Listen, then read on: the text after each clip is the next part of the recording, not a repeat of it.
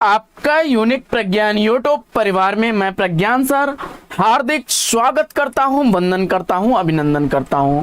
प्यारे साथियों, सुबह के 5 बज चुके हैं और जैसा कि आपको बेसब्री से इंतजार रहता है प्रश्नोत्तरी 50 का, तो वही प्रश्नोत्तरी 50 लेकर के आपके बीच उपस्थित हूं।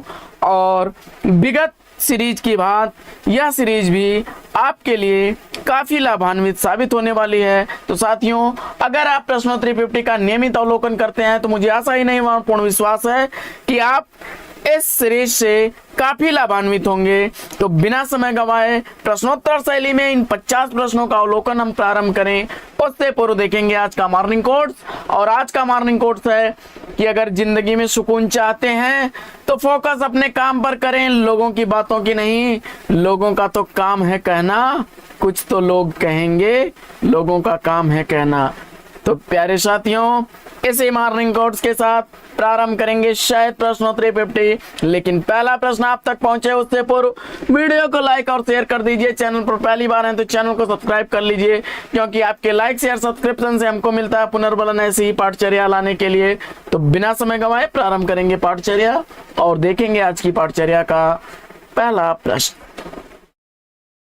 जलवाये इशार 1912 ईस्वी में हिंदी उपन्यास का हिंदी रूपांतरित उपन्यास कौन सा है?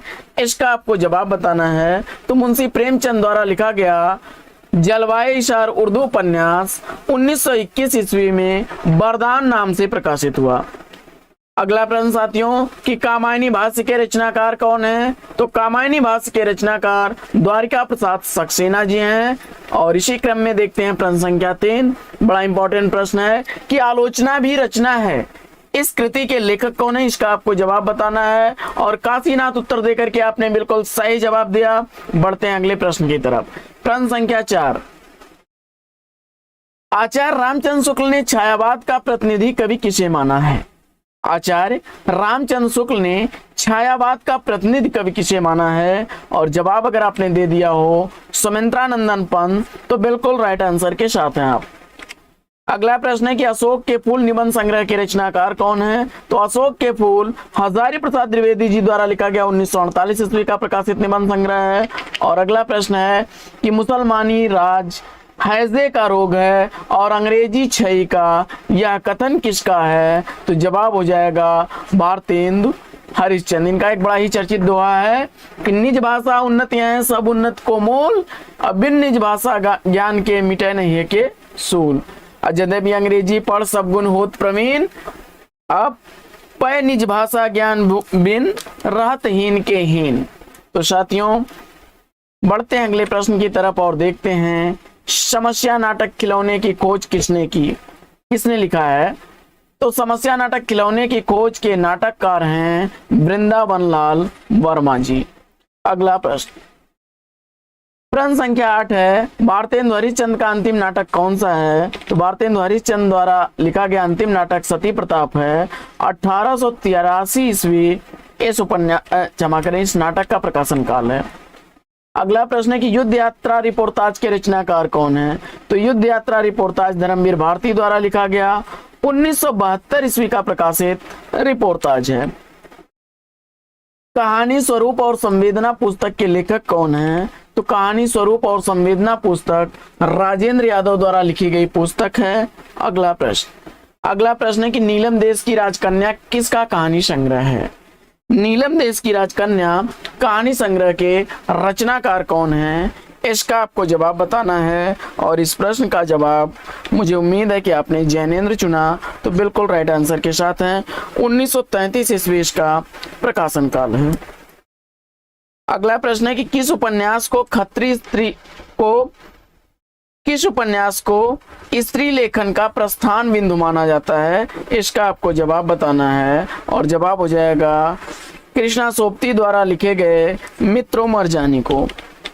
अगला प्रश्न है कि तुलसीदास को रूपकों का बादशाह किसने कहा है? तुलसीदास को रूपकों का बादशाह कहने वाले डॉक्टर बच्चन सिंह हैं। अगला प्रश्न है कि कबीर की भाषा को संत भाषा किसने कहा है? कबीर की भाषा को संत भाषा कहने वाले डॉक्टर बच्चन सिंह हैं। अगला प्रश्न है कि रासो शब्द की उत्पत्ति राजसूय से किसने मानी है? तो रासो शब्द की उत्पत्ति राजसूय से मानने वाले गारसादा ताशी हैं। अगला प्रश्न है कि आचार्य रामचंद्र शुक्ल ने वीर काव्य परंपरा का प्रथम ग्रंथ कौन सा माना है? तो जवाब हो जाएगा बीसल देव रासो नरपति नाल द्वारा लिखा गया है। अगला प्रश्न है कि सुखदेव मिश्र को कविराज की उपाधि किसने दी? तो सुखदेव मिश्र को कविराज की उपाधि देने वाले राजा राज सिंह गौड़ हैं का। अगला प्रश्न है कि सत्यकाम महाकाव्य के रचनाकार कौन है? तो सत्यकाम महाकाव्य सुमित्रानंदन पंत का है, 1975 ईस्वी में लिखा गया है। अगला प्रश्न, बिखरे मोती कहानी के कहानीकार कौन है? तो बिखरे मोती कहानी सुभद्रा कुमारी चौहान द्वारा लिखी गई रचना है, 1932 ईस्वी का प्रकाशन काल है। अगला प्रश्न है कि मादा कैक्टस नाटक के नाटककार कौन है? तो मादा कैक्टस नाटक लक्ष्मी नारायण लाल द्वारा लिखा गया, 1959 ईस्वी का प्रकाशित नाटक है। और अगला प्रश्न है कि नृज वृत्तांत किसकी आत्मकथा है? तो नृज वृत्तांत आत्मकथा के लेखक अंबिका दत्त व्यास हैं। अगला प्रश्न है कि रेहन पर रघु उपन्यास का प्रकाशन काल क्या है? तो रेहन पर रघु उपन्यास काशीनाथ सिंह द्वारा लिखा गया, 2008 ईस्वी का प्रकाशित उपन्यास है। अगला प्रश्न है कि सुजान रस खान में छंदों की संख्या कितनी है? सुजान रस खान में 214 छंद हैं, 181 सवैया छंद है, 17 कवित है, 12 दोहे हैं, 4 सोरठा है। बड़ा इंपॉर्टेंट प्रश्न है। इसमें जो है टोटल छंदों की संख्या पूछा जाए तो 214, 181 सवैया, 17 कवित, 12 दोहे और 4 सोरठा हैं। तो बढ़ते हैं अगले प्रश्न की तरफ। अगला प्रश्न है कि बिहारी को पीयूष वर्षी मेघ की उपमा किसने दी? तो बिहारी को पीयूष वर्षी मेघ कहने वाले राधाचरण गोस्वामी हैं। अगला प्रश्न है नीम की पत्तियां गजल संग्रह के रचनाकार कौन है? तो नीम की पत्तियां गजल संग्रह राम कुमार कृषक द्वारा लिखी गई रचना है। अगला प्रश्न है कि कथा सत्सर की लेखिका कौन है? कथा सत्सर की लेखिका चंद्रकांता हैं, 2001 ईस्वी में यह रचना लिखी गई, जिसके लिए 2005 ईस्वी का व्यास सम्मान भी उन्हें दिया गया। अगला प्रश्न है कि रेवंत गिरी रास रासो ग्रंथ के रचनाकार कौन है? तो रेवंत गिरी रास रासो ग्रंथ विजय सेन सूरी द्वारा लिखा गया, 1231 ईस्वी का प्रकाशित रासो ग्रंथ है।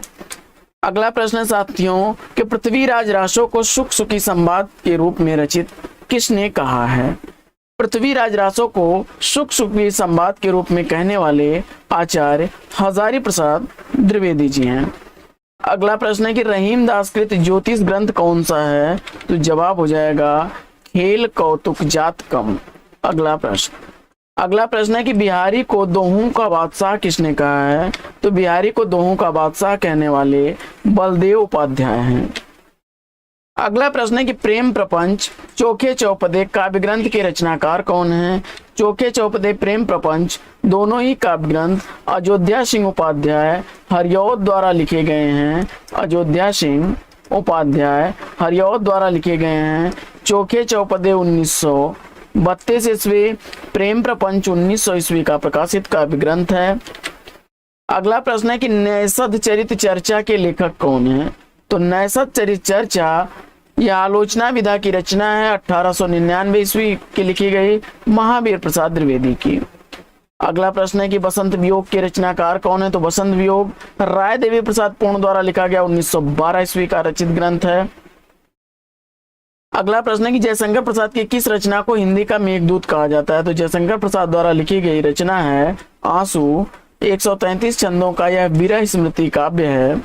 अगला प्रश्न, चित्तौड़ की चिंता काव्य कृति के रचनाकार कौन है? तो चित्तौड़ की चिंता रामकुमार वर्मा द्वारा लिखी गई, 1929 ईस्वी की प्रकाशित रचना है। अगला प्रश्न है कि डॉक्टर लक्ष्मी सागर वर्षणे ने हिंदी निबंधों का जनक किसे माना है? तो जवाब हो जाएगा बालकृष्ण भट्ट को। अगला प्रश्न है कि हिंदी का पहला राजनीतिक नाटक कौन सा माना जाता है? तो हिंदी का पहला राजनीतिक नाटक भारत दुर्दशा माना जाता है, भारतेंदु हरिश्चंद्र द्वारा लिखा गया। और अगला प्रश्न है कि वापसी कहानी का प्रकाशन काल क्या है?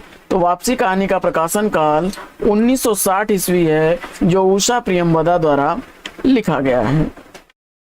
अगला प्रश्न है कि सभा विलास के रचनाकार कौन है? तो सभा विलास लल्लू लाल की रचना है, 1815 ईस्वी का रचनाकाल। और अगला प्रश्न बड़ा इंपॉर्टेंट प्रश्न है कि साहित्यालोचन किसकी आलोचनात्मक रचना है? इसका आपको जवाब बताना है। और इस प्रश्न का जवाब मुझे उम्मीद है कि आपने श्याम सुंदर दास दिया, तो बिल्कुल राइट आंसर है। 1922 ईस्वी इसका प्रकाशन काल है।